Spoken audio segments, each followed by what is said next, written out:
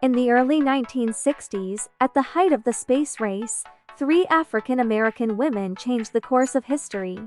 They were mathematicians, but more importantly, they were pioneer-hidden figures in a story that would shape the future of humanity. Katherine Johnson, a brilliant mathematician with an extraordinary mind for numbers. Dorothy Vaughan, a gifted programmer and supervisor. Mary Jackson, a determined engineer with dreams of breaking barriers. Together, they would overcome the odds and help America reach for the stars. But their journey was far from easy. In a time of segregation and discrimination, these women had to fight not only for their place in the workplace but also for their dignity and respect. The space race was in full swing, and the pressure was on to put a man into space. But behind the scenes, it was the calculations of these human computers that made the impossible possible. Katherine Johnson's incredible mathematical abilities were crucial in calculating the trajectories that would safely bring astronauts home. Her work was so accurate that Glen, one of NASA's most famous astronauts, insisted that she personally verify the calculations before his mission. As technology advanced, Dorothy Vaughan recognized the need to adapt. She taught herself and her team to program the new IBM computers, ensuring that they remained indispensable to NASA's mission. Mary Jackson fought tirelessly to become NASA's first African-American female engineer, challenging the system and breaking down barriers for future generations.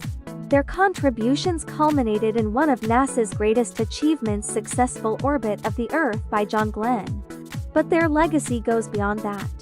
They paved the way for future generations of women and minorities in STEM fields. Today, their story continues to inspire. Hidden Figures is not just a movie about the past, it's a testament to the power of perseverance, the importance of diversity, and the belief that no one should be overlooked.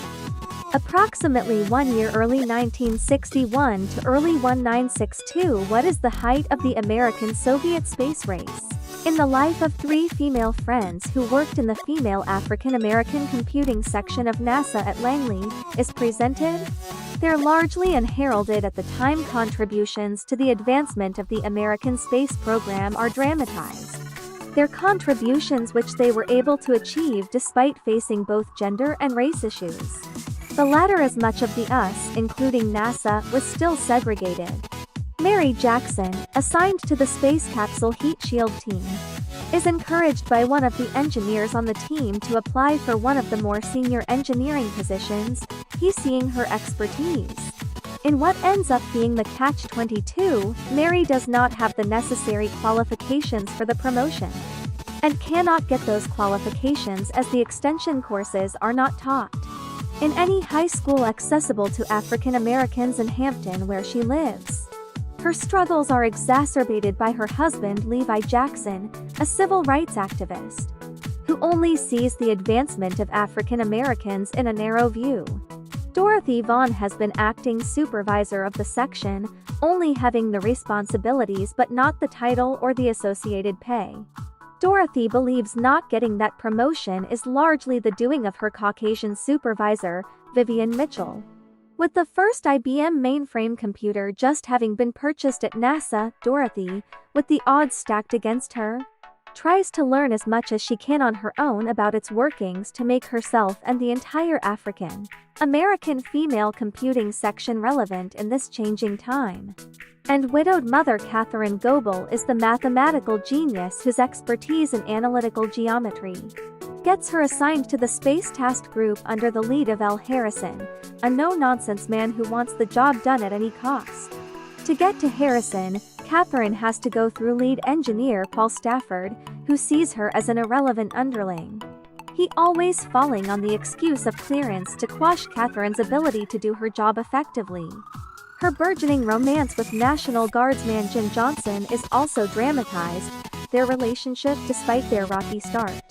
In 1961, mathematician Katherine Johnson Taraji P. Henson works as a computer in the segregated West Area Computers Division of Langley Research Center in Hampton, Virginia. Alongside her colleagues, aspiring engineer Mary Jackson Hanel Moan and unofficial supervisor Dorothy Von Octavia Spencer. Following a successful Russian satellite launch, pressure to send American astronauts into space increases. Katherine's supervisor Vivian Mitchell Kirsten Dunst assigns her to assist L. Harrison's Kevin Costner Space Task Group. Katherine becomes the first African-American woman in the team and in the building, which has no bathrooms for colored people. Katherine's new colleagues are initially dismissive and demeaning, especially head engineer Paul Stafford Jim Parsons.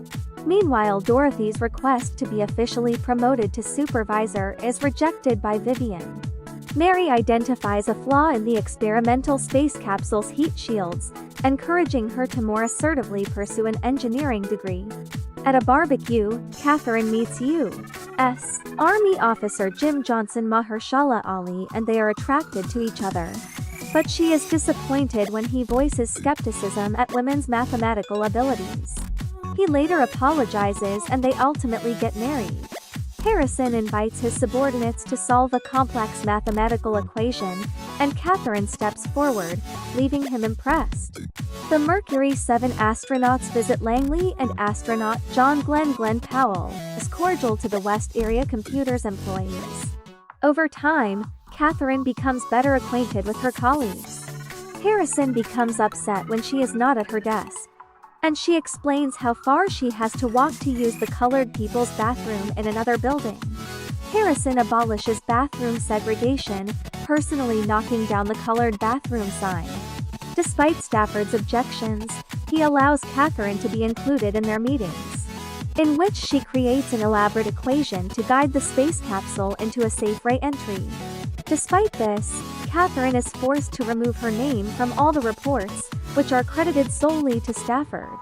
Meanwhile, Mary goes to court and convinces the judge to grant her permission to attend night classes in an all-white school to obtain her engineering degree.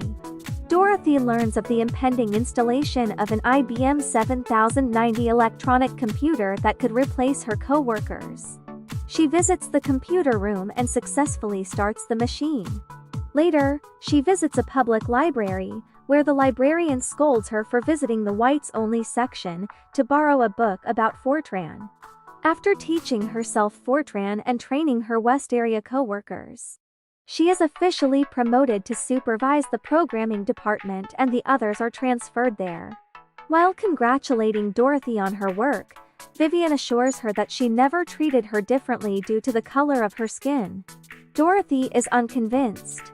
As the final arrangements for Glen's launch are made, Katherine is informed she is no longer needed at Space Task Group and is being reassigned back to West Area Computers.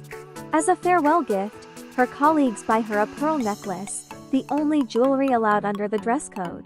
Prior to the launch, however, discrepancies arise in the IBM 7090 calculations for the capsule's landing coordinates, and Glen requests that Katherine be called in to check the calculations.